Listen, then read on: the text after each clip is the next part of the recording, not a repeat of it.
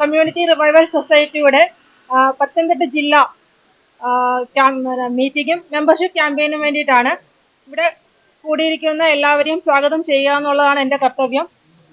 നമുക്ക് എല്ലാവർക്കും അറിയാം എന്താണ് ഹൈറിച്ചിന് സംഭവിച്ചതെന്നും നമ്മൾക്കൊക്കെ ഉണ്ടായ ബുദ്ധിമുട്ടുകൾ എന്തൊക്കെയാണെന്നും. നമ്മളൊരു 1.5 വർഷമായിട്ട് ഈ ഒരു പ്രതിസന്ധിയിൽ കൂടി കടന്നു പോയിക്കൊണ്ടിരിക്കുകയാണ്. അപ്പം ഈ ഒരു പ്രതിസന്ധിയെ മറികടക്കാൻ വേണ്ടിയിട്ട് നമ്മുടെ ഹൈറിച്ചിലുണ്ടായിരുന്ന നമ്മുടെ കുറച്ച് വിശിഷ്ട വ്യക്തികൾ ചേർന്നിട്ട് നമുക്ക് എല്ലാവർക്കും വേണ്ടി ചേർന്ന് രൂപീകരിച്ച ഒരു പ്രസ്ഥാനമാണ് ഹൈറിച്ച് കമ്മ്യൂണിറ്റി റിവൈവൽ സൊസൈറ്റി.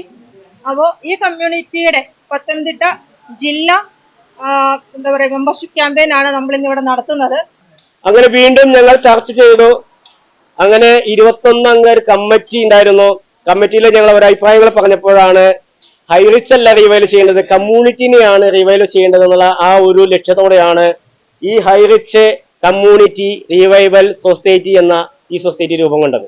കഴിഞ്ഞ 6-ാം തീയതി തൃശ്ശൂരിൽ നിന്ന് ആരംഭിച്ച ഈ യാത്ര പാലക്കാട് കഴിഞ്ഞ്, വയനാട് കഴിഞ്ഞ്, കോഴിക്കോട് കഴിഞ്ഞ്, മലപ്പുറം കഴിഞ്ഞ്, കണ്ണൂർ കഴിഞ്ഞ്, കാസർഗോഡ് കഴിഞ്ഞ്, മിനിഞ്ഞാന്ന് എറണാകുളത്തെത്തി, ഇന്നലെ ആലപ്പുഴ കഴിഞ്ഞ് ഇവിടെ എത്തിയിരിക്കുകയാണ്. സംശയമായിരുന്നു ഇതെന്താണ് സൊസൈറ്റി, വീണ്ടും ഒരു 200 രൂപ പിരിച്ച് തട്ടിപ്പ് കൊണ്ടുപോകാനുള്ള പരിപാടിയാണോ എന്നുള്ള ചിന്തയിലാണ് ആളുകൾ ഞങ്ങളോട് സംസാരിച്ചത്.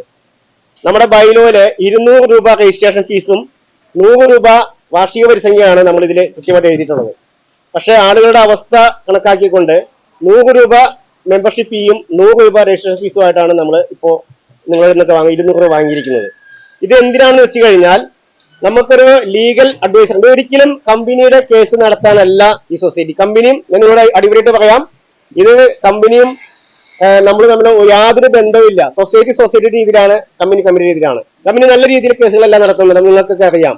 ഈ സൊസൈറ്റിയുടെ ലക്ഷ്യം എന്ന് പറയുന്നത് ഇപ്പോ പലരുടെ ജീവിതത്തിൽ ഒരുപാട് പ്രതിസന്ധികളും വേദനകളും, ഒരു വാക്ക് നമുക്ക് സാരമില്ല എല്ലാം ശരിയാവുന്ന വാക്ക് പറയാൻ, അത് കേട്ട് കഴിഞ്ഞാൽ തന്നെ മനസ്സമാധാനം അല്ലെ. 16 ലക്ഷം കമ്മ്യൂണിറ്റി ഉള്ള ഒരു വലിയ, എനിക്ക് തോന്നുന്നു കേരളത്തിൽ ഇത്രയും വലിയൊരു സൊസൈറ്റി സംഘടന ഉണ്ടെന്ന് എനിക്ക് തോന്നുന്നില്ല. കാരണം എല്ലാ ജില്ലയിലും ആയിരക്കണക്കിന് ആളുകളുള്ള ഒരു വലിയൊരു സൊസൈറ്റിയാണ് നമ്മുടെ സൊസൈറ്റി.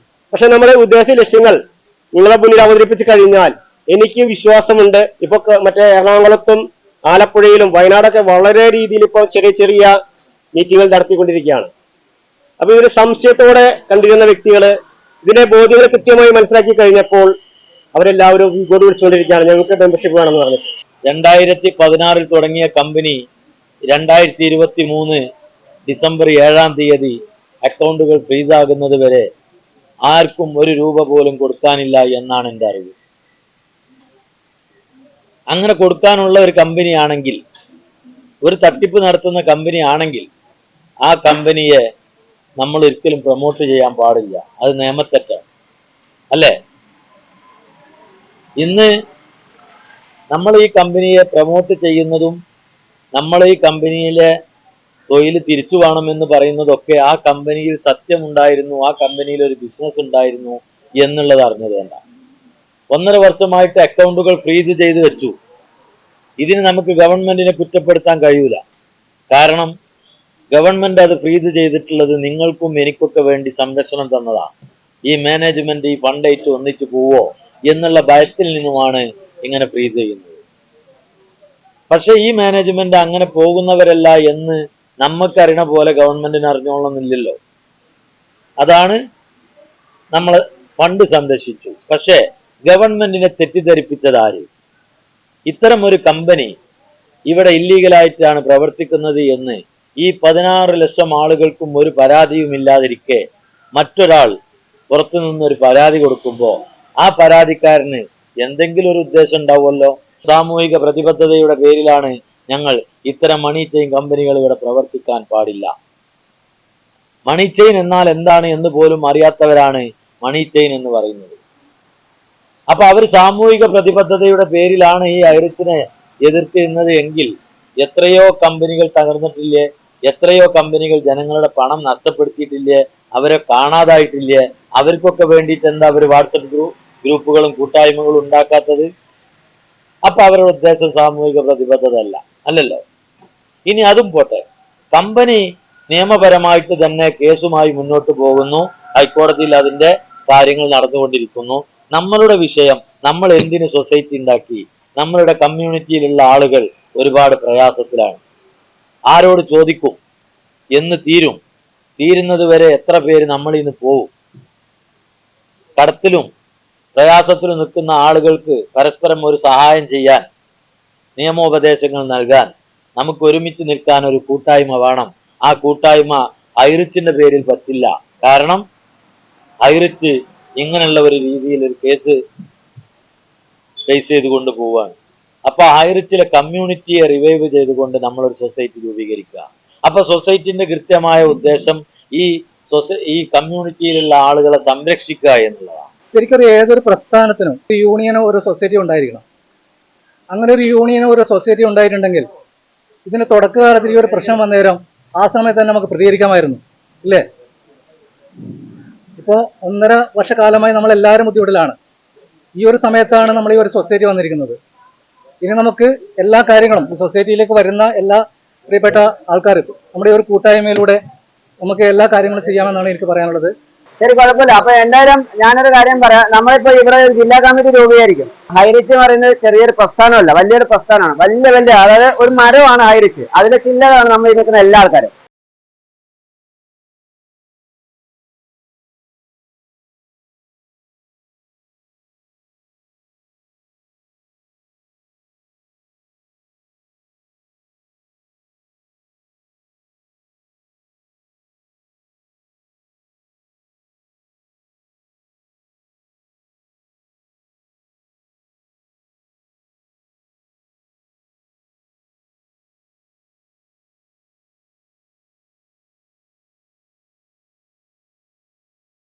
രണ്ടായിരത്തി 16 തുടങ്ങിയ കമ്പനി 2023 ഡിസംബർ 7-ാം തീയതി അക്കൗണ്ടുകൾ ഫ്രീസ് ആകുന്നത് വരെ ആർക്കും ഒരു രൂപ പോലും കൊടുക്കാനില്ല എന്നാണ് എൻ്റെ അറിവ്.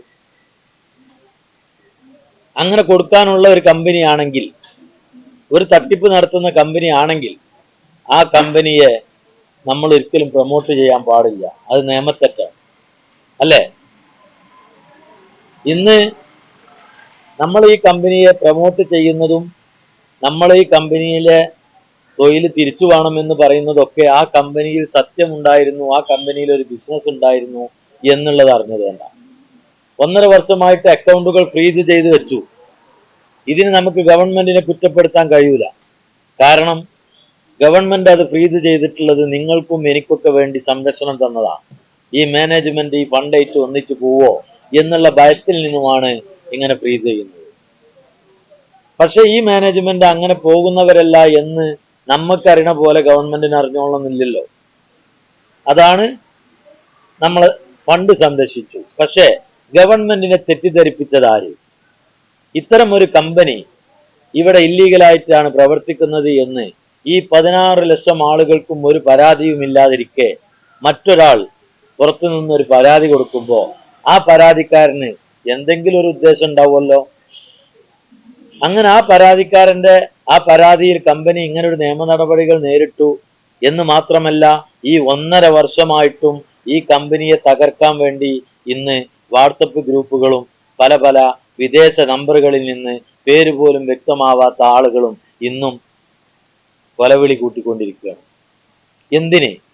അവർ പറയുന്നത് സാമൂഹിക പ്രതിബദ്ധതയുടെ പേരിലാണ് ഞങ്ങൾ ഇത്തരം മണി ചെയിൻ കമ്പനികൾ ഇവിടെ പ്രവർത്തിക്കാൻ പാടില്ല. മണി ചെയിൻ എന്നാൽ എന്താണ് എന്ന് പോലും അറിയാത്തവരാണ് മണി ചെയിൻ എന്ന് പറയുന്നത്. അപ്പൊ അവർ സാമൂഹിക പ്രതിബദ്ധതയുടെ പേരിലാണ് ഈ ഹൈറിച്ചിനെ എതിർക്കുന്നത് എങ്കിൽ എത്രയോ കമ്പനികൾ തകർന്നിട്ടില്ലേ? എത്രയോ കമ്പനികൾ ജനങ്ങളുടെ പണം നഷ്ടപ്പെടുത്തിയിട്ടില്ലേ? അവരെ കാണാതായിട്ടില്ലേ? അവർക്കൊക്കെ വേണ്ടിയിട്ട് എന്താ അവർ വാട്സപ്പ് ഗ്രൂപ്പുകളും കൂട്ടായ്മകളും ഉണ്ടാക്കാത്തത്? അപ്പൊ അവരുടെ ഉദ്ദേശം സാമൂഹിക പ്രതിബദ്ധത അല്ലല്ലോ. ഇനി അതും പോട്ടെ, കമ്പനി നിയമപരമായിട്ട് തന്നെ കേസുമായി മുന്നോട്ട് പോകുന്നു. ഹൈക്കോടതിയിൽ അതിന്റെ കാര്യങ്ങൾ നടന്നുകൊണ്ടിരിക്കുന്നു. നമ്മളുടെ വിഷയം നമ്മൾ എന്തിന് സൊസൈറ്റി ഉണ്ടാക്കി, നമ്മളുടെ കമ്മ്യൂണിറ്റിയിലുള്ള ആളുകൾ ഒരുപാട് പ്രയാസത്തിലാണ്. ആരോട് ചോദിക്കും, എന്ന് തീരുന്നത് വരെ എത്ര പേര് നമ്മളിൽ നിന്ന് പോവും. കടത്തിലും പ്രയാസത്തിലും നിൽക്കുന്ന ആളുകൾക്ക് പരസ്പരം ഒരു സഹായം ചെയ്യാൻ, നിയമോപദേശങ്ങൾ നൽകാൻ, നമുക്ക് ഒരുമിച്ച് നിൽക്കാൻ ഒരു കൂട്ടായ്മ വേണം. ആ കൂട്ടായ്മ ഹൈറിച്ചിന്റെ പേരിൽ പറ്റില്ല. കാരണം ഹൈറിച്ച് ഇങ്ങനെയുള്ള ഒരു രീതിയിൽ ഒരു കേസ് ഫേസ് ചെയ്തുകൊണ്ട് പോവാണ്. അപ്പൊ ഹൈറിച്ചിലെ കമ്മ്യൂണിറ്റിയെ റിവൈവ് ചെയ്തുകൊണ്ട് നമ്മളൊരു സൊസൈറ്റി രൂപീകരിക്കുക. അപ്പൊ സൊസൈറ്റിന്റെ കൃത്യമായ ഉദ്ദേശം ഈ കമ്മ്യൂണിറ്റിയിലുള്ള ആളുകളെ സംരക്ഷിക്കുക എന്നുള്ളതാണ്. അപ്പൊ മറ്റുള്ള ആളുകൾ കമ്പനിയെ കുറ്റപ്പെടുത്തുന്നത് സാമൂഹിക പ്രതിബദ്ധതയോടെയാണെങ്കിൽ അവർ സൊസൈറ്റിയെ അംഗീകരിക്കണ്ടേ? ഇത്രയും പാവപ്പെട്ട ആൾക്കാർക്ക് സംരക്ഷണം കൊടുക്കാൻ ഒരു സൊസൈറ്റി രൂപീകരിച്ച് ഒരു ടീം മുന്നോട്ട് വന്നു പറയുമ്പോൾ ആ കമ്പനിയെ ഏതായാലും കുറ്റപ്പെടുത്താം, സൊസൈറ്റിയെങ്കിലും നല്ലതാന്ന് പറയണ്ടേ? അവിടെ അവർ ഇനി പരാജയപ്പെടുത്താൻ നോക്കുന്നത് സൊസൈറ്റിയാണ്. സൊസൈറ്റിക്കെതിരെ അവർ കേസ് കൊടുത്തു, പരാതി കൊടുത്തു. ഞങ്ങൾ അവിടെ പോയി പറഞ്ഞല്ലോ. പരാതി വായിച്ചപ്പോ അതിലേറെ രസം. എന്താണ് പരാതിയിലെ മുഖ്യ വിഷയം? ഞാൻ നാളെ പറഞ്ഞ പോലെ ഔൽ മിൽക്ക് കുടിക്കൂല നമ്മള്. ഔൽ മിൽക്കൊക്കെ കുടിക്കലൊക്കെ കഴിഞ്ഞതിന്റെ ശേഷം ഇതിൽ മുഴുവൻ ഔല് എന്ന് പറഞ്ഞ എന്താ അവസ്ഥ? അപ്പൊ ഹൈറിച്ച് കമ്മ്യൂണിറ്റി റിവൈവൽ സൊസൈറ്റിയിൽ ഹൈറിച്ചുകാർ മാത്രമാണ്. പിന്നെ അതിൽ ബംഗാളികൾ ഇറക്കാൻ പറ്റുമോ നമുക്ക്? ഹൈറിച്ചിലെ കമ്മ്യൂണിറ്റിനല്ലേ നമ്മൾ റിവൈവ് ചെയ്യണം, അതുകൊണ്ട് ആ പേര് കൊടുക്കാതിരിക്കാൻ പറ്റുമോ? പിന്നീട് അവിടുന്ന് ഇങ്ങനെ ഇതിന്റെ മുൻപന്തിയിൽ നിൽക്കുന്ന ഭാര്യ തുടക്കകാലത്ത് ഇതിൽ നിന്നും ഒരുപാട് വരുമാനം ഉണ്ടാക്കിയവരാണ്. അപ്പൊ തന്നെ പോലീസുകാരനോട് ഞാൻ പറഞ്ഞു, പണിയെടുത്താ പൈസ കിട്ടൂലേ? പണിയെടുത്താ പൈസ കിട്ടും. വെറുതെ കിട്ടിയുന്ന പൈസ ആണെങ്കിൽ ഇപ്പോഴും കിട്ടണ്ടേ? അത് ഞങ്ങൾക്ക് ആ പൈസ കിട്ടിയുന്ന പൈസ ഇപ്പോഴും ഇനിയും കിട്ടണം. അതിന് ഞങ്ങളെ കമ്പനി തിരിച്ചു വരണം. ഞങ്ങളെ കമ്പനി പുതിയ ഒരു ആശയമായിരുന്നു തുടങ്ങിയത്, അല്ലേ? കാലഘട്ടത്തിനനുസരിച്ചാണ് നമ്മളുടെ ബിസിനസ് സ്റ്റാർട്ട് ചെയ്തത്. കൊറോണ വരുന്നതിന്റെ വർഷങ്ങൾക്ക് മുമ്പ് വീട്ടിലിരുന്നിട്ട് വില കുറവിൽ നിത്യോപയോഗ സാധനങ്ങൾ പർച്ചേസ് ചെയ്യാം എന്ന് പറഞ്ഞപ്പോ മൊബൈലിൽ കൂടിയല്ല അരിയും പഞ്ചാരിയും വാങ്ങല് എന്ന് പറഞ്ഞ് പുച്ഛിച്ച് തള്ളി. ആരും അത് ഏറ്റെടുത്തില്ല. തുടക്ക കാലഘട്ടത്തിൽ ഞാൻ 2019 വന്നതാ. നിങ്ങളൊക്കെ കേട്ടിട്ടുണ്ടാവും, തിരൂരുള്ള ദിലീപ് സാർ, അല്ലേ? ഈ ദിലീപ് സാറൊക്കെ ഇതിന്റെ പ്ലാന് പറയാൻ വേണ്ടി എൻ്റെ അടുത്തേക്ക് വന്നത് മോട്ടോർ സൈക്കിളിലാണ്. അങ്ങനെ ഞാനും ദിലീപ് സാറും വിൽക്കും. പുത്തനത്താണി എന്ന് പറഞ്ഞ സ്ഥലത്ത് ഒരു 3-4 ആളെ മീറ്റിങ്ങിന് വിളിക്കും. 3-4 ആള് വരൂല. ഞാനും ദിലീപ് സാറും ഒരു ചായയും പായമ്പൂരും കുടിച്ച് പിരിയും. ഇറ്റത്തെ മീറ്റിംഗ് കഴിഞ്ഞു. കാരണം 800 റുപ്യേൻ്റെ ഒരു സാധനം വാങ്ങിയിട്ട് അരിയും പഞ്ചാരി വാങ്ങണ ഈ പരിപാടി, ഇതൊന്നും ഒരു ഏർപ്പാടാ. ഇതിനൊക്കെ ഒരു 10 റുപ്യ ഉരുണ്ട് പേരൻ്റെ ഉണ്ടായി കിട്ടല് ഏത് കാല എന്ന് പറഞ്ഞ് നമ്മളെ പുച്ഛിച്ച് തള്ളി. അങ്ങനെ ഈ കൺസെപ്റ്റിന്റെ വ്യാപ്തി എന്താണ് എന്നുള്ളത് ഒരാൾക്ക് പറഞ്ഞു കൊടുക്കാൻ പറ്റാത്ത രീതിയിലായി. പക്ഷെ കൊറോണ വന്ന സമയത്ത് എല്ലാ ആളുകളുടെയും വരുമാനം മുട്ടിയപ്പോ വീട്ടിലിരുന്നു കൊണ്ട് ബിസിനസ് ചെയ്യാൻ പറ്റുന്ന ഒരു സിസ്റ്റം ആയതുകൊണ്ട് ഹൈറിച്ചുകാരൊക്കെ പട്ടിണിയില്ലാതെ രക്ഷപ്പെട്ടു. അവിടെ മുതൽ ഹൈറിച്ചിന്റെ വളർച്ചക്ക് തുടക്കം കുറിച്ചു. കമ്പനി പോലും വിചാരിക്കാത്ത രീതിയിലേക്ക് വളർന്നു. ആ സമയത്ത് കമ്പനിയിൽ നിന്നും ഫസ്റ്റ് പർച്ചേസ് ഉൽപ്പന്നങ്ങൾ പോസ്റ്റ് വഴി അയച്ചു കൊടുക്കുമ്പോൾ ഇവിടെ ജോയിനിങ് കൂടിക്കൊണ്ടിരിക്കുന്ന സമയത്ത് പോസ്റ്റ് ഓഫീസ് വഴി ഇത് വിട്ടുകൊണ്ടിരിക്കണമെങ്കിൽ പോസ്റ്റ് ഓഫീസുകളും കൊറിയർ സർവീസുകളും ലോക്ക്ഡൌൺ ആയിട്ട് സ്റ്റോപ്പായി കിടന്നു. വിട്ട ചില ആളുകളുടെ ഈ പോസ്റ്റ് ഓഫീസിൽ നിന്ന് പോയി അപ്പുറത്തെ പോസ്റ്റ് ഓഫീസ് പോയിട്ട് അവിടെ കുമഞ്ഞുകൂടി. പക്ഷെ ചില ആളുകൾക്ക് ഉൽപ്പന്നം കിട്ടണില്ല എന്ന് പരാതികളായി. ഈ ആൾക്ക് വിട്ടിട്ടുണ്ട് എന്ന് കമ്പനിയിൽ നിന്ന് റിപ്പോർട്ട് കിട്ടുന്നത് ഏത് പോസ്റ്റ് ഓഫീസിലാണെന്ന് അറിയാതിരിക്കുന്നു. ഒരുപാട് ആളുകൾക്ക് നമ്മൾ നേരിട്ട് വന്ന് വാങ്ങിക്കൊണ്ടുപോയി. ഇങ്ങനെ കമ്പനിക്ക് പോലും മാനേജ് ചെയ്യാൻ പറ്റാത്ത രീതിയിലേക്ക് ഈ കമ്പനി വളർന്നു വന്നു എന്നുള്ളതാണ്. അപ്പോ നമുക്കൊരു ഉൽപ്പന്നം ഇതുവഴി വിൽക്കാൻ പറ്റുക എന്നുള്ളത് തന്നെ വലിയൊരു ആശ്വാസമാണ്. കാരണം ഇന്ന് 1 ലക്ഷം രൂപ 1.5 ലക്ഷം രൂപ ഉണ്ടെങ്കിൽ കോയമ്പത്തൂർ പോയാൽ ഒരു മിനിറ്റിൽ 25, 50, 100 പാക്ക് ചെയ്തുകൊണ്ട് വരുന്ന പുട്ടുപൊടിയാണെങ്കിലും പഞ്ചസാര മസാലപ്പൊടിയാണെങ്കിലും എന്തും നിർമ്മിക്കാൻ മെഷീനറികളെ കിട്ടണ ഈ കാലത്ത് മെഷീനും നിർമ്മാണവും ഒക്കെ അവിടെ നടക്കും. എവിടെ കൊണ്ടുപോയി വിൽക്കും? അപ്പൊ മാർക്കറ്റിംഗ് ആണ് ഏറ്റവും വലിയ പ്രയാസം. അപ്പൊ ആ മാർക്കറ്റിങ്ങിന് നിങ്ങൾക്ക് ഒരു ഉൽപ്പന്നം ഉണ്ടായാൽ മതി. ആ ഉൽപ്പന്നം ഈ വെബ്സൈറ്റിൽ വെച്ച് കഴിഞ്ഞാൽ ആ ഉൽപ്പന്നം കമ്പനി തന്നെ അത് വാങ്ങാനുള്ള ആളുകൾ ഉണ്ടാക്കുന്ന ഈ ഒരു സിസ്റ്റം വന്നു. അപ്പൊ നമ്മളൊക്കെ ഇന്തൊക്കെ ഉൽപ്പന്നങ്ങൾ ഇതുവഴി വിറ്റിട്ടുണ്ടായി. ഇനി ഉൽപ്പന്നം ഒന്നും ഇല്ലാത്തവർക്കാണെങ്കിലോ ഇതിൽ നിന്ന് എന്തെങ്കിലും ഉൽപ്പന്നം മേടിച്ചാൽ മതി എന്ന് പറഞ്ഞ് ഓനെ പരിചയപ്പെടുത്തി കൊടുക്കുമ്പോൾ ആ കച്ചവടത്തിൽ നിന്ന് കമ്പനി കിട്ടുന്ന ലാഭത്തിന്റെ ഒരു വീതം നമുക്കും തന്നില്ലേ. 100 രൂപ കമ്പനിക്ക് ലാഭം കിട്ടുകയാണെങ്കിൽ 30 രൂപ കമ്പനി എടുത്തിട്ട് 70 രൂപയിലും പകുതി പൈസയും ആ വാങ്ങിയോ വീട്ടിലെത്തുമ്പോഴത്തിന് അവന്റെ വാലറ്റിലേക്ക് എത്തി. ബാക്കിയുള്ള 35 രൂപനെ 18 ലെവലിലേക്ക് കൊടുത്തു. ഇതിനാണ് ഇവർ മണി ചെയിൻ എന്ന് പറയുന്നത്. എല്ലാവർക്കും വിതരണം ചെയ്തതിനെ പറ്റി. ഈ 100 രൂപ കമ്പനിക്ക് ലാഭം കിട്ടിയപ്പോ 18 ആൾക്കും 100 റുപ്യ കൊടുക്കുകയാണെങ്കിലാണ് മണി ചെയിൻ, അല്ലേ? ഇവിടെ ആകെ കിട്ടിയത് 100 കമ്പനിക്ക് ലാഭം. 100ന്ന് കമ്പനി എടുക്കുന്നത് 30 രൂപ, ബാക്കി 70-ലെ പകുതി 35 രൂപ പർച്ചേസ് ചെയ്തവർക്ക് കൊടുത്തു. ഇനി അവിടെ ഉള്ളത് പകുതി 35 ഉള്ളൂ. ആ 35ന്റെ 15% നിൽക്കും, അതിന്റെ മേലേക്ക് 10. അങ്ങനെ അതിനിപ്പോ 18 100 ആൾക്കും ആക്കാം. എത്ര ആൾക്കും കൊടുത്തൂടെ? അത് തീരോളം പൊടിച്ചു കൊടുക്കണീന് മണി ചെയിൻ ആവലെങ്ങനെ? ഇവിടെ പുതിയ ഒരു ഫണ്ട് വന്നിട്ടില്ല, ഈ പൈസ തീരോളെ കൊടുത്തിട്ടുള്ളൂ. ഇതെന്താണെന്ന് മനസ്സിലാക്കാൻ പറ്റാതെ വിതരണം ചെയ്യുന്നതും ആളെ ചേർക്കുന്നതും എല്ലാം മണി ചെയിൻ. ഇങ്ങനെ പഠിച്ചു വെച്ചിരിക്കുകയാണ് കുറെ ആളുകൾ. ഇനിയിപ്പോ ഞാൻ ഒരു ചോദ്യം ചോദിച്ചാൽ അത് നിങ്ങളാണ് എനിക്ക് ഉത്തരം പറയേണ്ടത്. 2016 തുടങ്ങിയ കമ്പനി 2023 ഡിസംബർ 7-ാം തീയതി അക്കൗണ്ട് ഫ്രീസ് ചെയ്യുന്നത് വരെ നിങ്ങൾക്ക് ആർക്കെങ്കിലും 1 രൂപയെങ്കിലും ഈ കമ്പനി തരാനുണ്ടോ? ഉണ്ടോ? ഇല്ല എന്നുള്ളത് ഉറക്കനെ പറയണം. ഇല്ല. അങ്ങനെ ആർക്കെങ്കിലും 1 രൂപ ഈ 8 വർഷത്തിനുള്ളിൽ തരാനുണ്ട് എന്ന് ഒരാൾ പറയാണ്, അതിനൊരു തെളിവായിട്ട് ആ തെളിവും കിട്ടുകയാണെങ്കിൽ ഇന്ത്യൻ സൊസൈറ്റി ഇവിടെ പിരിച്ചുവിടും. അങ്ങനെ ഒരു സൊസൈറ്റി പിന്നെ ഇവിടെ ആവശ്യമില്ല. അങ്ങനത്തെ ഒരു തട്ടിപ്പ് കമ്പനി ആണെങ്കിൽ ആ കമ്പനി ഇവിടെ വളരേണ്ട ആവശ്യമില്ല. പക്ഷെ നമ്മളെ കമ്പനി കൃത്യമായിട്ട് കാര്യങ്ങൾ ചെയ്തു പോയിട്ടുണ്ട്. ഗവൺമെന്റിന് വന്നിട്ടുള്ള നഷ്ടം എത്രയാണ്? 200 കോടി രൂപയോളം ഗവൺമെന്റിലേക്ക് ടാക്സ് ഇനത്തിൽ നമ്മളെ കമ്പനി കൊടുത്തിട്ടുണ്ട്. 1.5 വർഷമായി അത് നമ്മളെ കമ്പനി ഗവൺമെന്റിന് ഈ പൈസ കിട്ടാതിരിക്കുകയാണ്. ഞാനൊരു കാർ എടുത്ത സമയത്ത് 7 ലക്ഷം രൂപയാണ് ഇന്ത്യ അടുത്ത് നിന്ന് ടാക്സ് വാങ്ങിയത്. അങ്ങനെ എത്ര ആളുകൾ വാഹനങ്ങൾ എടുത്തിട്ടുണ്ടായിരുന്നു. ഇതിന്റെ ഒക്കെ ഫണ്ട് നമ്മളെ നാട്ടിലേക്ക് ഗവൺമെന്റിലേക്ക് കിട്ടുമ്പോ ഗവൺമെന്റ് ആ ഫണ്ട് പഞ്ചായത്തുകളിലേക്ക് വരുമ്പോ പഞ്ചായത്ത് നമ്മളെ റോഡ് നേരാക്കൂലായിരുന്നോ?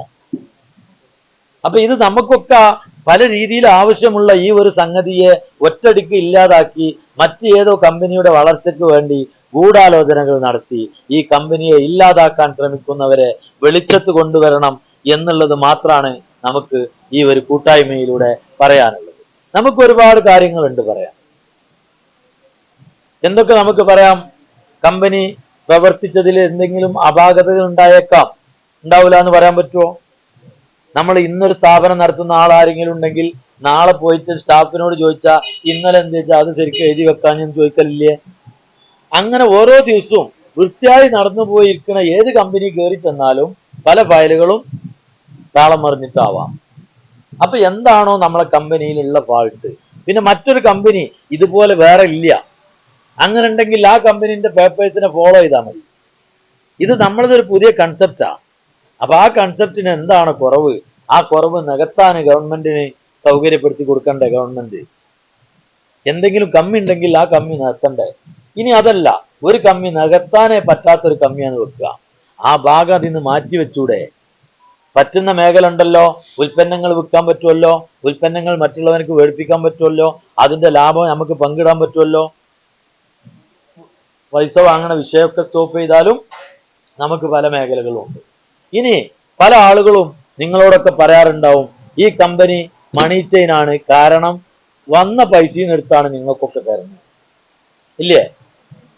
നിങ്ങൾക്കും ചിലപ്പോൾ ഇരുന്ന് തോന്നിയിട്ടുണ്ടാവും കമ്പനി ഇങ്ങനെ പൈസ വാങ്ങി വെക്കണ്, ഒരരൂ കൂടി ഇങ്ങനെ കൊടുത്തു പോകണം. അപ്പൊ ഇത് പുതിയതായിട്ട് ബിസിനസ് ഒന്നും കാര്യമായിട്ട് നടക്കണില്ല, ഈ പൈസ ഇങ്ങനെ വരുന്ന് വേറെ ഉള്ളവർക്ക് കൊടുക്കണ്, ഇത് ഒരു ഇല്ലീഗൽ ബിസിനസ് ആണ് അങ്ങനെയാണെങ്കിൽ, അല്ലേ? അപ്പൊ നമുക്കുള്ളത് സൂപ്പർ മാർക്കറ്റുകളൊക്കെ, സൂപ്പർ മാർക്കറ്റിൽ പോയി നോക്കുമ്പോ കച്ചവടമില്ല. അപ്പൊ പിന്നെന്താവും? അവിടെ നമ്മൾ പഠിക്കേണ്ടത് എന്താണെന്ന് വെച്ചാൽ, ഏതൊരു കമ്പനീന്റെയും വളർച്ച സമയത്ത് ചിലപ്പോൾ നഷ്ടങ്ങൾ ഉണ്ടാവാം, കച്ചവടം വിചാരിച്ച മാതിരി നടക്കൂല.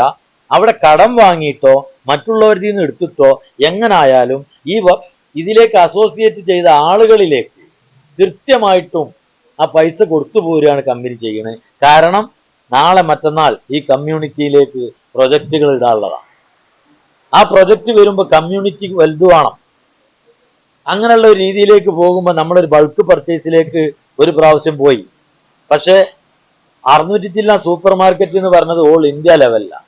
ശരിക്കും കേരളത്തിൽ തന്നെ ഒരു 500 സൂപ്പർ മാർക്കറ്റ് ആയാലാണ് നമുക്ക് ബൾക്കായിട്ട് പർച്ചേസ് ചെയ്യാൻ പറ്റുള്ളൂ. അതുവരെയൊക്കെ കച്ചവടങ്ങൾ കുറവുണ്ടാവാം, പക്ഷെ അവിടെ കച്ചവടം തന്നെയാണ് കമ്പനീന്റെ ലക്ഷ്യം എന്നുള്ളതാണ് നമ്മൾ മനസ്സിലാക്കേണ്ടത്. ഞാൻ അർക്കയിൽ വിഷമിക്കുന്നുണ്ട്, കാരണം നിർബന്ധിച്ചിട്ടാണ് അന്ന് ബൾക്ക് പർച്ചേസ് ചെയ്തത്. കടല, പയറ് ഇതൊക്കെ ചെലവ് കുറവിന്റെ പേരിൽ കുത്തു വീണു പണിക്കാരൊക്കെ കൊണ്ടുപോയി. അന്നേ MD പറഞ്ഞു, നമ്മളൊരു 500-600 ഷോപ്പ് കേരളത്തിൽ വരുമ്പോൾ അവരെടുത്തുനിന്ന് എല്ലാവരിടത്തും ആദ്യം ഓർഡർ വാങ്ങാം. ഓരോ കടക്കാരനും 50 കിലോ പഞ്ചസാര വേണമെങ്കിൽ 21 ടണ്ണ് പഞ്ചസാരക്ക് ഓർഡർ ആയില്ലേ? ഈ 21 ടണ്ണ് പഞ്ചസാര കേരളത്തിലുള്ള എല്ലാ നമ്മളെ സ്ഥാപനക്കാർക്കും ഓർഡർ വന്നു കഴിഞ്ഞാൽ കമ്പനി തന്നെ അത് ഇറക്കി വെക്കണ്ട, ആ ലോഡ് നേരെ ആ കടകളിൽ ഇറക്കി കൊടുക്കുന്നതോടുകൂടി 21 ടണ്ണ് പഞ്ചസാര പോയില്ലേ? അത് വർക്ക് പർച്ചേസ് ചെയ്തതിന്റെ ലാഭത്തിന് അവർക്ക് കിട്ടിയില്ലേ? കമ്പനിക്ക് 1 ഉറുപ്യ കിലോനിൽ കിട്ടിയാൽ പോരെ? അപ്പൊ അതൊക്കെ ഇതിന്റെ പ്രൊജക്ടുകൾ വരാനുള്ളതാ. പക്ഷെ കൃത്യമായിട്ട് കിട്ടുന്ന ഒരു ചെറിയ കണക്ക് ഞാൻ പറയാം. കമ്പനിന്റെ ഒരു ലാഭം അത് ഞാൻ കൂട്ടൂല, നിങ്ങൾ കൂട്ടണം. റെഡിയാണോ? ഒറ്റ ലാഭത്താ. പല ലാഭങ്ങൾ കമ്പനിക്കുണ്ട്. പ്രൊഡക്റ്റ് വിൽക്കുന്ന ലാഭങ്ങള്, OTT ലാഭം, പല മേഖലന്റെ ലാഭങ്ങളും ഉണ്ട്. അതൊന്നും ഞാൻ പറയണില്ല. വളരെ നിസാരമായ ഒരൊറ്റ കണക്ക് മാത്രം. ആ കണക്ക് നിങ്ങൾക്കും കൂടി ബോധ്യമാവണ കണക്കായതുകൊണ്ട് ഞാൻ വേഗം പറഞ്ഞത്. അതുകൊണ്ട് നിങ്ങൾ ഇത് മൊബൈൽ എടുക്കും, കാൽക്കുലേറ്റർ എടുക്കും. അത് ഞാൻ കൂട്ടി പറഞ്ഞു കഴിഞ്ഞാൽ ഞാൻ എന്തോ പറഞ്ഞെന്ന് പറയും. നിങ്ങൾ കൂട്ടണം.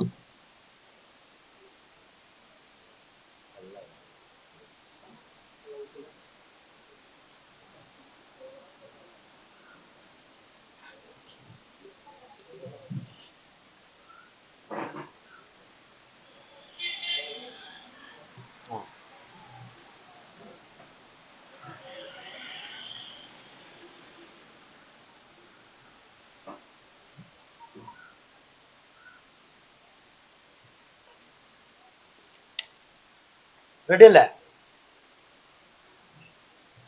അതായത് ഹൈറിച്ച് ഓൺലൈൻ ഷോപ്പി എന്ന് പറഞ്ഞാൽ ഫ്ലിപ്കാർട്ട്, ആമസോൺ പോലുള്ള വിദേശ രാജ്യങ്ങളിലുള്ള കമ്പനികളൊക്കെ നമ്മളെ നാട്ടിലത്തെ പൈസ ഓൺലൈനിൽ കൂടി കച്ചവടം നടത്തി കൊണ്ടുപോവുകയാണ് അല്ലെ?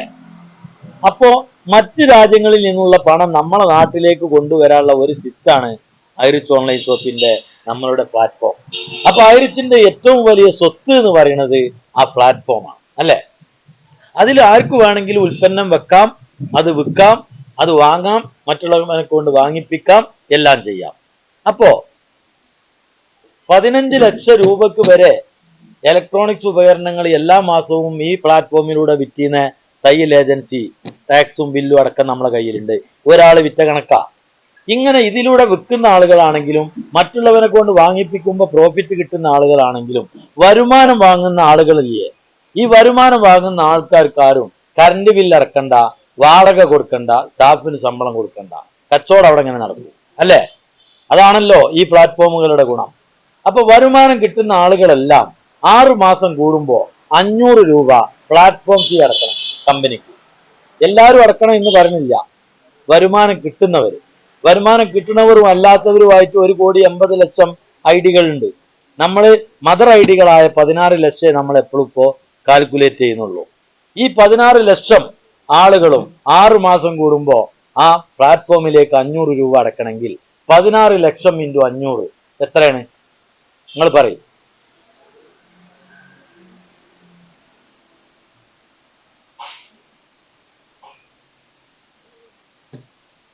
കാൽക്കുലേറ്ററും കണക്കും നിങ്ങളെ കയ്യിലാണ്.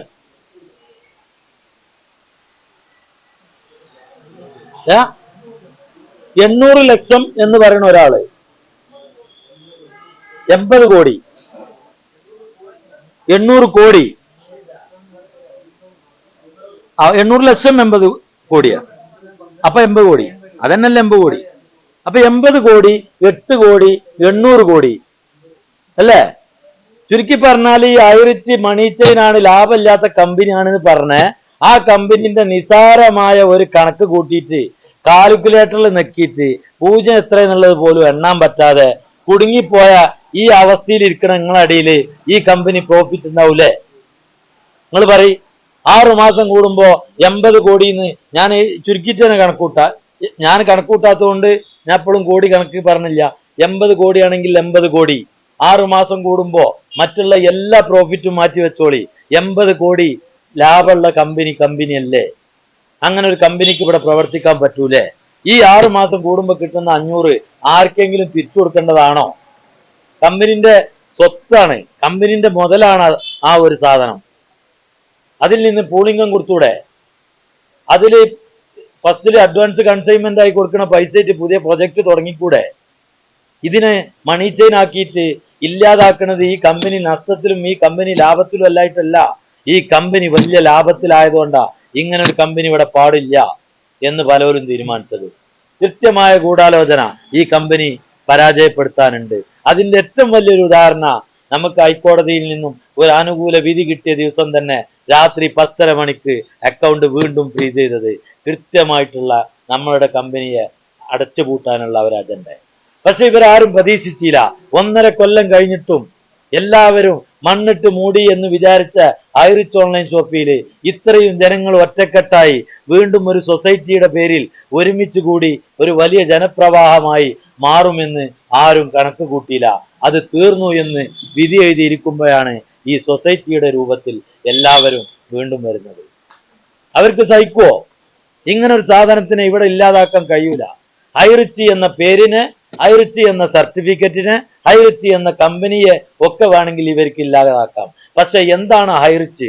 പ്രതാപൻ സാറിനോട് ഇ ഡി ചോദിച്ചൊരു ചോദ്യമുണ്ട്, എന്തുകൊണ്ട് നിങ്ങൾ ഇതിന്ന് ഫണ്ട് ഉണ്ടാക്കിയില്ല? കാരണം കണക്ക് കൂട്ടി നോക്കുമ്പോ എല്ലാ പൈസയും പോയിട്ടുള്ളത് അക്കൗണ്ട് വഴി അല്ലാത്ത 1 രൂപ കമ്പനി സ്വീകരിച്ചിട്ടില്ല. ആർക്ക് കൊടുത്തിട്ടുണ്ടെങ്കിലും അക്കൗണ്ടിലേക്ക് അല്ലാതെ കമ്പനി കൊടുത്തിട്ടില്ല. എങ്ങനെ കണക്ക് കൂട്ടി നോക്കുമ്പോഴും അതിന്റെ ഒരു 1-2% മാത്രമേ ഇദ്ദേഹം കൈപ്പറ്റിയിട്ടുള്ളൂ. അദ്ദേഹത്തിന്റെ വാഹനം, അദ്ദേഹത്തിന്റെ വീട്, ഇങ്ങനെയൊക്കെയുള്ള രീതിയിലെ കുറച്ച് പൈസ മാത്രം. അപ്പൊ അന്ന് ഇവർ ചോദിച്ചു, നിങ്ങൾ എന്തുകൊണ്ട് ഇതിന്ന് പൈസ ഒന്നും മാറ്റിവെച്ച് നിങ്ങൾ ഉണ്ടാക്കുക ചെയ്തില്ല, പിന്നെ എന്ത് നേടി നിങ്ങൾ? അന്ന് പ്രധാന സാർ പറഞ്ഞ മറുപടി എന്താ അറിയോ? ഞാൻ ഈ ഓഫീസിൽ നിന്ന് ഇറങ്ങുമ്പോ എന്നെ കൊണ്ടുപോകാൻ വേണ്ടി കുറച്ച് ആളുകൾ അവിടെ വാഹനമായിട്ട് വന്ന് നിൽക്കുന്നു. അതാണ് ഞാൻ ഉണ്ടാക്കിയത്, അവരെയാണ് ഞാൻ ഉണ്ടാക്കിയത്. അപ്പോ ഇന്ന് പ്രതാപൻ സാറ് ജയിലിൽ ക്യാരം ബോർഡും കളിച്ച് കിടന്നുറങ്ങുക, മൂപ്പർക്ക് വേണ്ടി നമ്മൾ ഈ വെയിലും കൊണ്ട് ഇവിടെ നടക്കുക. ഇത് മൂപ്പരുണ്ടാക്കിയതല്ലേ? മൂപ്പരുണ്ടാക്കിയ ഐറിച്ച് എന്ന് പറഞ്ഞത് ഇതാണ്. നമുക്ക് ഒരുമിച്ച് നിന്നാൽ നമ്മളുടെ കമ്പനിയെ തിരിച്ചു തരാൻ ഗവൺമെന്റിനോട് നമുക്ക് ആവശ്യപ്പെടാം. അതിൽ എന്തെങ്കിലും അപാകതകൾ ഉണ്ടെങ്കിൽ അത് തിരുത്താൻ പറയാം. അതല്ലെങ്കിൽ ഒരിക്കലും ചെയ്യാൻ പാടില്ലാത്ത ഭാഗത്തെ മാറ്റി നിർത്താൻ പറയാം. പക്ഷെ ഒരു കാര്യം നമ്മൾ ഉറപ്പു തരാം, സൊസൈറ്റി കമ്പനിയിലുള്ള പൈസ വാങ്ങിത്തരാന്ന് ഒരാളും ഗ്യാരണ്ടി തരുന്നില്ല. പക്ഷെ നമുക്ക് നിയമപരമായിട്ട് കമ്പനി ഓപ്പൺ ചെയ്താൽ തന്നുകൊണ്ടിരുന്നത് പോലെ, അല്ലെങ്കിൽ എന്താണോ കമ്പനി പറഞ്ഞത് അത് കൃത്യമായിട്ട് നമുക്ക് തരുമെന്ന് ഉറപ്പാണ്. അതിന് കമ്പനി തിരിച്ചു വന്നേ പറ്റൂ. കാരണം കമ്പനിന്റെ ഫണ്ടുകൾ പല പ്രൊജക്ടുകളിലുമായിട്ട് മാറിപ്പോയിട്ടുണ്ട്. ആ പ്രൊജക്ടൊക്കെ റണ്ണാവണ്ടേ? അപ്പൊ നമുക്ക് കൃത്യമായിട്ട് തരും. ഇനി ഒരു നിലക്കും കമ്പനിക്ക് വരാൻ പാടില്ല എന്ന് സുപ്രീം കോടതി അടക്കം വിധി പറയുന്ന ഒരു അവസരം വന്നാൽ അന്ന് ഗവൺമെന്റിൽ നിന്നും നമുക്ക് ഇപ്പൊ ഉള്ള ഫണ്ട് തിരിച്ചു വാങ്ങുമ്പോൾ അതിന് കാലതാമസം വരാതിരിക്കണമെങ്കിൽ നമ്മൾ അവിടെ ഈ കൂട്ടായ്മയുടെ ശക്തി അവിടെയും നമുക്ക് ഉപയോഗിച്ച് ഒരുമിച്ച് നിന്നിട്ട് മുന്നേറാം. എന്നല്ലാതെ ഓരോരുത്തർക്ക് നമുക്ക് അങ്ങനെയുള്ള വാക്കുകൾ നമുക്ക് കൊടുക്കാൻ സാധിക്കൂല. നമുക്ക് എന്തിനാണ് ഇപ്പൊ ഇവിടെ വളരെ കുറഞ്ഞ ആളുകളെ വന്നിട്ടുള്ളൂ എന്ന് എല്ലാവരും വിചാരിക്കും. പക്ഷെ ഈ സത്യത്തിൽ ഇതുപോലും വരൂല എന്ന് വിചാരിച്ച ഒരു സ്ഥലമാണിത്. നിങ്ങളെടുത്ത ഹോള് ഫുള്ളാക്കാൻ നിങ്ങൾക്ക് പറ്റി അല്ലേ? ഈ രീതിയിൽ പോലും ആള് വരൂല എന്ന് കരുതിയതാ. അങ്ങനെ നമ്മൾ കേരളത്തിൽ 14 ജില്ലകളിൽ നിന്നും 16 ലക്ഷം നമുക്കെതിരെ പ്രവർത്തിക്കുന്നവർ കണക്കൂട്ടുന്നത് 16 ലക്ഷം ഇൻറ്റു 200. നമ്മൾ വാങ്ങുന്ന 200 രൂപ എന്തിനു വേണ്ടിയാണ് എന്ന് ഇവിടെ പറഞ്ഞു. നമുക്ക് വരുന്ന ഹോളുകളുടെ വാടക, മീറ്റിങ്ങിന്റെ എക്സ്പെൻസ്, അതുപോലെ തന്നെ നമുക്ക് ഒരു ലീഗൽ അഡ്വൈസർ, അദ്ദേഹത്തിന് വേണ്ട കാശ്, ഇപ്പോൾ സോഷ്യൽ മീഡിയയിൽ ചില കാര്യങ്ങൾ പ്രൊമോഷൻ നടത്തുക, ചില ന്യൂസുകൾ പൈസ കൊടുത്ത് ചെയ്യേണ്ടി വരികയാണ്. കാരണം നമ്മളെ ന്യൂസുകൾ നമ്മൾ പത്രസമ്മേളനം നടത്തിയിട്ട് ഐറിച്ചുകാർക്ക് ഒരു പ്രസ് മീറ്റ് വിളിക്കാൻ ധൈര്യമില്ല എന്ന് പറഞ്ഞു കൊടുത്ത് പ്രസ് മീറ്റ് വിളിച്ച ആൺകുട്ടികളാണ് ഞങ്ങൾ. കാരണം നമുക്ക് അതിനെന്താ പേടിക്കേണ്ട ആവശ്യം? നമ്മളിവിടെ ആരെയും പറ്റിച്ചിട്ടില്ലല്ലോ. പക്ഷേ ആൺകുട്ടികൾ പ്രസ് മീറ്റ് വിളിച്ചപ്പോ ഇവർക്കത് പുറത്തു വിടാൻ വയ്യ. 2500 റുപ്യ കൊടുത്തിക്കണ് നമ്മളെ കാര്യം പറയാൻ വേണ്ടി. എന്നിട്ട് പത്രത്തിൽ പോലും വന്നില്ല. തിരിച്ച 2500 ചോദിച്ച് അത് കിട്ടണില്ല. എന്നാ ഞങ്ങൾ ചെയ്ത ആ വീഡിയോ തരുവച്ചപ്പോ 1000 റുപ്യ പോലെ നമ്മളെ വീഡിയോ കൂടി തരാം. ഈ രീതിയിൽ ഇവര് നമ്മളെ ഇല്ലാത്ത രീതിയിൽ ഇവരിങ്ങനെ വാർത്തകൾ പണം കൊടുത്തുകൊണ്ട് ചെയ്തുകൊണ്ടിരിക്കുക. അപ്പൊ നമുക്ക് നമ്മളതായ രീതിയിൽ കുറെ കാര്യങ്ങൾ ചെയ്യാനുണ്ട്. ഇനി നമുക്ക് എന്ത് ചെയ്യണം? തിരുവനന്തപുരത്തെ പ്രോഗ്രാമിലേക്ക് പരമാവധി എല്ലാവരും എത്തണം. കാരണം അവിടെ നമുക്ക് മുഖ്യമന്ത്രിനെ കാര്യങ്ങൾ അവതരിപ്പിക്കേണ്ടതുണ്ട്, ഒരുപാട് കാര്യങ്ങൾ ചെയ്യേണ്ടതുണ്ട്. ആരെയും നമ്മൾ കുറ്റപ്പെടുത്തുന്നില്ല. നമ്മൾ ആരോടും ശത്രുതയില്ല, നമുക്ക് ആരെയും പരാജയപ്പെടുത്തണമെന്നില്ല. നമുക്ക് ജീവിക്കണം, നമ്മളെ മക്കൾക്കും ജീവിക്കണം. അതുപോലെ തന്നെ നാളെ കോടതിയിൽ കേസ് നടക്കുമ്പോൾ നാളെ ജഡ്ജി ഇന്നതാണ് പറയാ എന്ന് ഇന്ന് യൂട്യൂബിൽ ഇരുന്ന് പറയാണ്, അല്ലേ? ജഡ്ജി എല്ലാം തീരുമാനിക്കുക, ഞാൻ തീരുമാനിക്കും എന്ന് യൂട്യൂബിൽ ഇരുന്ന് ഒരുത്തം പറയാണ്. ഇന്ന് ഉച്ചക്കായി ഹൈക്കോടതിയിൽ നിന്നും അനുകൂലമായ ഒരു നിലപാട് നമുക്ക് കിട്ടുമ്പോ അപ്പൊ തന്നെ പറയാ ഇന്ന് രാത്രിയോടുകൂടി അത് മാറും. ഇവരൊക്കെ ആരാണ്? നമ്മളുടെ ഗവൺമെന്റിന്റെയും നമ്മളുടെ ഉദ്യോഗസ്ഥന്മാരുടെയും മുകളിൽ അവരെ നിയന്ത്രിക്കുന്ന ഈ ശക്തികൾ ആരാ? ഇവരുടെ ഇടയിൽ നമ്മൾ ശരിക്ക് സേഫാണോ? നമ്മളുടെ മക്കള് സേഫാണോ? എങ്ങനെ ഈ രാജ്യത്ത് ഈ നാട്ടിൽ നമ്മൾ എങ്ങനെ ജീവിക്കും? അപ്പൊ ഇത്തരക്കാര് നമ്മളുടെ ഭരണത്തിന്റെ മുകളിൽ ഇരുന്ന് ഈ രീതിയിലെ നിയന്ത്രണങ്ങൾ വരുത്തുന്നതിനെതിരെ, ഈ കൺസെപ്റ്റിനെ ഇല്ലാതാക്കുന്നതിനെതിരെ നമുക്ക് എന്തൊക്കെ ചെയ്യാൻ കഴിയും? അതെല്ലാം നമ്മൾ മാന്യമായ രീതിയിൽ നിയമത്തിന്റെ ലെവലിലൂടെ പോയി ചെയ്യാനുള്ളത് ചെയ്യുക, നിയമത്തിന്റെ രീതിയിലൂടെ കമ്പനിയെ തിരിച്ചു കൊണ്ടുവരാനുള്ളത് നമ്മൾ കൊണ്ടുവരിക. ഇത്ര കാര്യങ്ങളെ എനിക്ക് പറയാനുള്ളൂ. അപ്പോ നമ്മളൊരു 14 ജില്ലയിൽ നിന്നുമായിട്ട് 16 ലക്ഷമൊക്കെ അവിടെ നിൽക്കട്ടെ, ഒരു 10,000 മെമ്പർ ആയി നോക്കുക. 10,000 മെമ്പേഴ്സ് ആയിക്കഴിഞ്ഞാൽ ഈ 10,000 മെമ്പേഴ്സിനും ഈ കമ്പനി തിരിച്ചു വരണം എന്നാണല്ലോ ആഗ്രഹം. അപ്പൊ ഇവിടെ ഇരിക്കുന്നവർക്കൊക്കെ അതാണല്ലോ ആഗ്രഹം, അല്ലേ? ഒറ്റക്ക് കേസ് കൊടുത്തിട്ട് പൈസ തിരിച്ചു വാങ്ങണം, നിങ്ങളാ ഒപ്പം നടന്നുകൊണ്ട് നിന്റെ കായ് കിട്ടാതാക്കാൻ പറ്റൂല എന്ന് പറഞ്ഞ ആർക്കെങ്കിലും ഒരാഗ്രഹം ഉണ്ടെങ്കിൽ മെമ്പർഷിപ്പും തിരിച്ചു തരും, നിങ്ങൾക്ക് ആ രീതിയിലേക്ക് പോവാ. നമ്മൾ ആരും അതിന് തടസ്സമല്ലട്ടാ, അത് ഞാൻ പറയാം.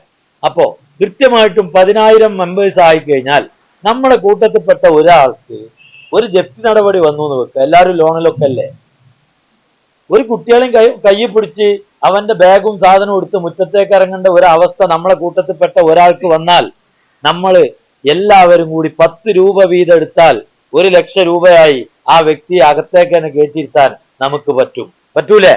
അത് നിങ്ങളൊക്കെ തയ്യാറാണോ? സൊസൈറ്റിക്ക് നിങ്ങൾ ആരും അത് പൈസ തരരുത്, സൊസൈറ്റി ആ വകുപ്പിൽ പൈസ വാങ്ങാനും പറ്റില്ല. ഏതാണോ ആ വ്യക്തി അതിന് അർഹനാണോ എന്ന് ആ ജില്ലയിലുള്ള കമ്മിറ്റികൾ പോയി അത് വെരിഫൈ ചെയ്ത് ഉറപ്പ് കിട്ടിക്കഴിഞ്ഞാൽ നിങ്ങളോട് വിവരം തന്നാൽ ഒരു 10 റുപ്യ അതിലേറെയുള്ള ഒരു പിരിവും നമ്മൾ ചെയ്യണമെന്നില്ല. 1 രൂപ 10 രൂപക്കൊക്കെ ഒരു വില ഉണ്ട് ഒരുമിച്ചാവുമ്പോ. അങ്ങനെ ഒരു 10 രൂപ നമുക്കൊരു പ്രയാസം വരുമ്പോ തിരിച്ചു കിട്ടും. പക്ഷേ തിരിച്ചു കിട്ടുന്ന ഒരവസ്ഥ, തിരിച്ചു വാങ്ങേണ്ട ഒരു അവസ്ഥ നമുക്കാർക്കും വരാതിരിക്കട്ടെ. ഇത് കാലാകാലത്തേക്കല്ല, ഈ ഒരു സിസ്റ്റം നമ്മളെ കമ്പനി തിരിച്ചു വരുന്നത് വരെ നമുക്ക് ഇങ്ങനെ അങ്ങോട്ടും ഇങ്ങോട്ടും സഹകരിച്ചും ഒരു പ്രയാസപ്പെട്ട് നിൽക്കുന്ന ഒരുത്തൻ, ആത്മഹത്യയുടെ വക്കിൽ നിൽക്കുന്ന ഒരുത്തൻ, അവനൊന്ന് എണീപ്പിച്ച് നിർത്തി തോളിലൊന്ന് തട്ടിക്കൊടുത്താ ഓൻ പിന്നെയും ഒരു 5-6 മാസം ഓടും. അങ്ങനെ തട്ടാൻ ആളില്ലാത്ത ഈ ആളുകൾക്കൊക്കെ ഒരു സാന്ത്വനമായി അവരെ ഒന്ന് തലോടാൻ കുറച്ച് ആളുകളുണ്ട്. എവിടെ ഉള്ള ആളുകളാണെങ്കിലും ഈ കേരളത്തിൽ എവിടെയാണെങ്കിലും നിങ്ങൾക്ക് ആർക്കെങ്കിലും എന്തെങ്കിലും ഒരു പ്രയാസം വന്നാൽ അത് പറയാനുള്ള ഒരു ഇടം നിങ്ങൾക്കുണ്ട്. അതിനു വേണ്ടിയാണ് നമ്മൾ ഇങ്ങനെ ഒരു സൊസൈറ്റി രൂപീകരിച്ചിട്ടുള്ളത്. അല്ലാതെ ഇവര് മറ്റുള്ളവർ പാൽ സൊസൈറ്റി എന്ന് പറഞ്ഞ് കളിയാക്കുന്ന ഒരു സൊസൈറ്റി അല്ല. ലോക ചരിത്രത്തിലേക്ക് വളരാൻ പോവുകയാണ് ഈ സൊസൈറ്റി. കാരണം തുടങ്ങിയ മാസങ്ങൾക്കുള്ളിൽ കേരളത്തിലെ 14 ജില്ലകളിലും ആയിരക്കണക്കിന് മെമ്പേഴ്സിനെ ഉൾപ്പെടുത്തി കമ്മിറ്റി രൂപീകരിച്ച് സമാപനം നടത്തണമെങ്കിൽ ഇന്ന് കേരളത്തിൽ ഇതുപോലെ ഒരു സൊസൈറ്റി ഉണ്ടായിട്ടില്ല. പിന്നെ ആ സൊസൈറ്റിയെ വില കുറച്ച് കാണുന്നവർക്ക് പിന്നീട് അത് തിരുത്തി പറയേണ്ടതായിട്ട് വരും എന്നും കൂടി ഞാൻ അറിയിക്കുകയാണ്. ഞാൻ എന്തൊക്കെയോ വിട്ടുപോയിട്ടുണ്ടാവാം. ഏതായാലും നിങ്ങൾക്ക് എന്തെങ്കിലും സംശയം ഉണ്ടെങ്കിലൊക്കെ ചോദിക്കുക. അതുപോലെ ഈ കുറഞ്ഞ ആളുകളാ പങ്കെടുത്തിട്ടുള്ളൂ എങ്കിലും നിങ്ങൾ ഇവിടുന്ന് ഒരു കമ്മിറ്റി രൂപീകരിക്കും, പത്തനംതിട്ട ജില്ലക്ക് ഒരു കമ്മിറ്റി രൂപീകരിക്കും. ആ കമ്മിറ്റി തൊട്ടടുത്ത അങ്ങാടികളും മറ്റൊക്കെ വെച്ചിട്ട് ചെറിയ ചെറിയ ഏരിയകളിൽ നിങ്ങൾ എന്ത് ചെയ്യണം? ഇവിടെ ഏകദേശം എത്ര നിയോജക മണ്ഡലം ഉണ്ട്? ഒരു 3-4 നിയോജക മണ്ഡലമൊക്കെ ഉണ്ടാവും അല്ലെ? 5. അപ്പൊ ആ നിയോജക മണ്ഡലത്തിൽ മണ്ഡലം കമ്മിറ്റികൾ ഉണ്ടാക്കാം. മണ്ഡലം കമ്മിറ്റി ഉണ്ടാക്കി കഴിഞ്ഞാൽ നമ്മള് ആ ഭാഗത്തുള്ള ആളുകൾക്ക് കൂടി മെമ്പർഷിപ്പ് എടുക്കാനും, കാരണം നമുക്ക് അവരിലേക്കൊക്കെ എത്തണം. അങ്ങനെ അവരിലേക്ക് എത്തിക്കഴിഞ്ഞാൽ പിന്നീട് ആ മണ്ഡലം കമ്മിറ്റി പഞ്ചായത്ത് കമ്മിറ്റി ഉണ്ടാക്കട്ടെ, പഞ്ചായത്ത് കമ്മിറ്റി വാർഡ് കമ്മിറ്റി ഉണ്ടാക്കട്ടെ, നമ്മൾ ഒരു കാര്യം പറഞ്ഞാൽ അത് കേരളത്തിലെ എല്ലാ വാർഡുകളിലും അതിന്റെ കാര്യങ്ങൾ അപ്പപ്പം എത്തണമെങ്കിൽ നമ്മൾ ആ രീതിയിൽ പോകണം. അതിന് നിങ്ങൾ സഹകരിക്കണം. തൊട്ടടുത്തുള്ള ദിവസം തന്നെ ആ അടുത്ത മണ്ഡലം കമ്മിറ്റി നിങ്ങൾ രൂപീകരിക്കണം. ഇങ്ങനെയുള്ള കാര്യങ്ങൾ കൃത്യമാവണം. ഇവിടുത്തെ കമ്മിറ്റി സെക്രട്ടറി പ്രസിഡന്റിന് ഇവിടുത്തെ ബൈലോ, ഇന്നിവിടെ എഴുതിയ ബൈലോ ആരൊക്കെ പങ്കെടുത്തു ഒപ്പിട്ടവരൊക്കെ അത് കൈമാറും. പിന്നീട് കൃത്യമായിട്ട് ഇന്ന ഡേറ്റിലാണ് ഇന്നോടത്ത് ഞങ്ങളൊരു മീറ്റിംഗ് വെക്കാൻ തീരുമാനിച്ചിട്ടുണ്ട് എന്നൊക്കെ അതിൽ എഴുതണം. ആ മീറ്റിങ്ങിൽ പങ്കെടുക്കുന്നവര് മിനിറ്റ്സിൽ എഴുതി ഒപ്പിടണം. 18 വയസ്സിന് താഴെയുള്ള ഒരാൾ പോലും നമ്മളെ ഇതിൽ അംഗമാവാൻ പാടില്ല. കൃത്യമായിട്ടും നമ്മളെ ഈ ഇന്ന് വായിച്ച ബൈലോന്റെ കോപ്പി ഇന്നത്തെ കമ്മിറ്റിക്ക് കൊടുക്കും. അന്വേഷണങ്ങൾ പല രീതിയിലും വരാം. നിങ്ങൾ ആരും ഒന്നും ബാധിക്കൂല. ബാധിക്കുകയാണെങ്കിൽ തന്നെ ഞങ്ങളൊക്കെ തന്നെ ബാധിക്കുള്ളൂ. എന്തായാലും ഈ ഒരു രീതിയിൽ നമ്മൾ ഗവൺമെന്റിന്റെ എല്ലാ റൂളും നോക്കിയിട്ടാണ്. ഇനി എന്ത് നോക്കിയാലും പണ്ടാരെ പറഞ്ഞ ഈ ലൈസൻസും മറ്റുള്ള എല്ലാ പേപ്പറും ഉണ്ടെങ്കിലും പുകതത്തുണ്ടാവില്ല പറഞ്ഞ പോലെ ഏതെങ്കിലുമൊക്കെ പോലും കണ്ടെത്തും. അതിനൊക്കെയുള്ള ആക്ഷനൊക്കെ ചിലപ്പോൾ ഉണ്ടാവും. പക്ഷെ നിങ്ങൾക്ക് അതൊന്നും വരൂല. ഈ കാര്യങ്ങളെല്ലാം നിങ്ങളെടുത്ത് അവിടെ കറക്റ്റായി വെക്കുക. കാരണം നമ്മൾ കമ്മ്യൂണിറ്റിയെയാണ് സംരക്ഷിക്കുന്നത്, അല്ലെ? കമ്മ്യൂണിറ്റിനെ സംരക്ഷിക്കാൻ ഒരാൾക്കും ഒന്നും പറയാനില്ല. അതുകൊണ്ട് എല്ലാവരും അതിനോട് സഹകരിക്കുക എന്ന് പറഞ്ഞുകൊണ്ട് ദൈവനാമത്തിൽ ഈ പരിപാടി ഉദ്ഘാടനം ചെയ്തുകൊണ്ട് എൻ്റെ വാക്കുകൾ നിർത്തുന്നു. Thank you.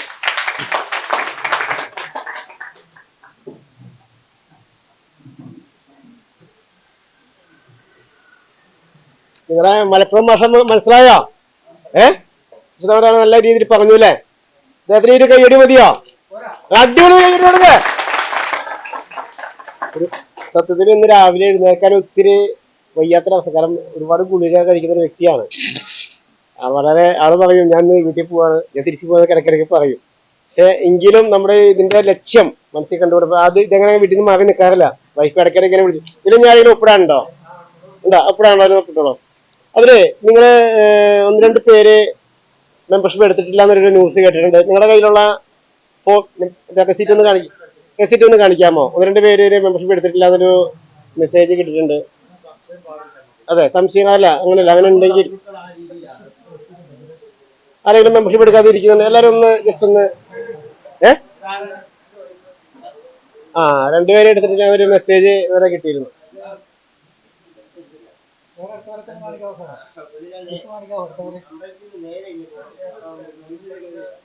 ഒരു കാര്യം ചെയ്യും, നിങ്ങളെ ഫോം പൂരിപ്പിച്ചിട്ട് നിങ്ങളെ സ്പോൺസർ ആരെ സ്പോൺസർ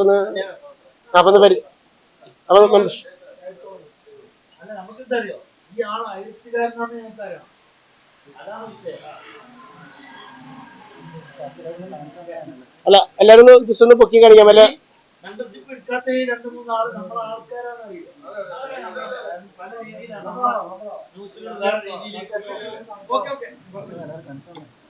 ഓക്കെ, വേറെ വിഷമൊന്നും വിചാരിക്കരുത്.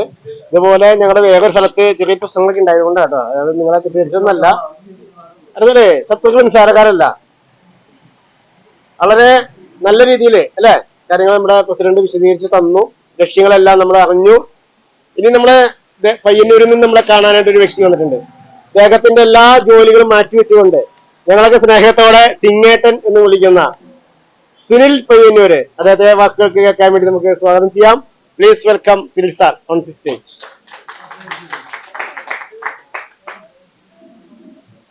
വേദിയിലും സദസ്സിലുമുള്ള എല്ലാ പ്രിയപ്പെട്ടവരെ, ഈ ഒരു സമയത്ത് നമ്മൾ ഇങ്ങനെ ഇരിക്കേണ്ടവരല്ല, അല്ലേ? ശരിക്കും ഏതൊരു പ്രസ്ഥാനത്തിനും ഒരു യൂണിയനോ ഒരു സെക്രട്ടറിയോ ഒരു യൂണിയനോ ഒരു സൊസൈറ്റിയോ ഉണ്ടായിരിക്കണം. അങ്ങനെ ഒരു യൂണിയനോ ഒരു സൊസൈറ്റിയോ ഉണ്ടായിട്ടുണ്ടെങ്കിൽ ഇതിന് തുടക്കകാലത്തിൽ ഈ ഒരു പ്രശ്നം വന്നേരം ആ സമയത്ത് തന്നെ നമുക്ക് പ്രതികരിക്കാമായിരുന്നു, ഇല്ലേ? ഇപ്പോൾ 1.5 വർഷക്കാലമായി നമ്മൾ എല്ലാവരും ബുദ്ധിമുട്ടിലാണ്. ഈ ഒരു സമയത്താണ് നമ്മൾ ഈ ഒരു സൊസൈറ്റി വന്നിരിക്കുന്നത്. ഇനി നമുക്ക് എല്ലാ കാര്യങ്ങളും ഈ സൊസൈറ്റിയിലേക്ക് വരുന്ന എല്ലാ പ്രിയപ്പെട്ട ആൾക്കാർക്കും നമ്മുടെ ഒരു കൂട്ടായ്മയിലൂടെ നമുക്ക് എല്ലാ കാര്യങ്ങളും ചെയ്യാമെന്നാണ് എനിക്ക് പറയാനുള്ളത്. അപ്പോൾ കൂടുതലൊന്നും പറയുന്നില്ല. എല്ലാ കാര്യങ്ങളും സെക്രട്ടറിയും പ്രസിഡന്റും പറഞ്ഞിട്ടുണ്ട്. ഇവിടെ വന്നിട്ട് നമ്മളെ കൂട്ടായ്മയിലേക്ക് വന്നിരിക്കുന്ന എല്ലാവർക്കും നന്ദി, നമസ്കാരം. ശരി സാറേ, എപ്പോഴും പറയേ നല്ല കയ്യിൽ കൊടുക്കാം.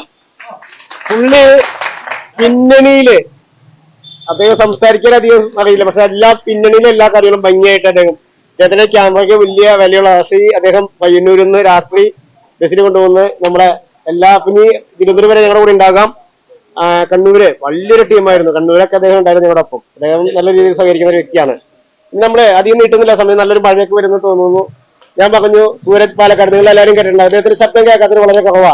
ഗ്രൂപ്പിലുണ്ടെങ്കിൽ അദ്ദേഹം ഞാൻ സൂരജ് പാലക്കാടാണ് എന്ന് പറഞ്ഞിട്ട് അദ്ദേഹം ഏകദേശം 6-7 ജില്ലയുടെ ഇപ്പൊ ഞങ്ങൾക്ക് തൃശ്ശൂർ വരെ കമ്മിറ്റിക്കാരുണ്ടെങ്കിൽ തൃശ്ശൂരിൽ നിന്നിട്ട് ആരും കമ്മിറ്റിക്കാരില്ല. പക്ഷെ ഇവിടുത്തെ ഈ 6 ജില്ലകളെ കോർഡിനേറ്റ് ചെയ്യുന്നത് സൂരജ് സാറാണ്.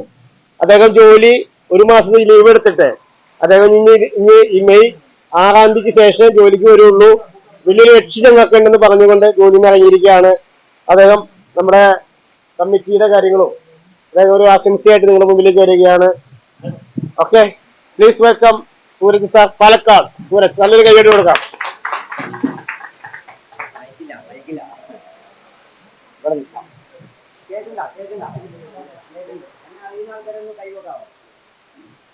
സൗണ്ടിലല്ല, നേരിട്ട് അറിഞ്ഞാൽ സൗണ്ടിലറിയാൻ എനിക്കറിയാം. ഞാൻ ഓൾറെഡി ജില്ലാ ഗ്രൂപ്പിന്റെ ഉള്ളിൽ പല ഗ്രൂപ്പുകളും മെസ്സേജ് ഇടാറുണ്ട്.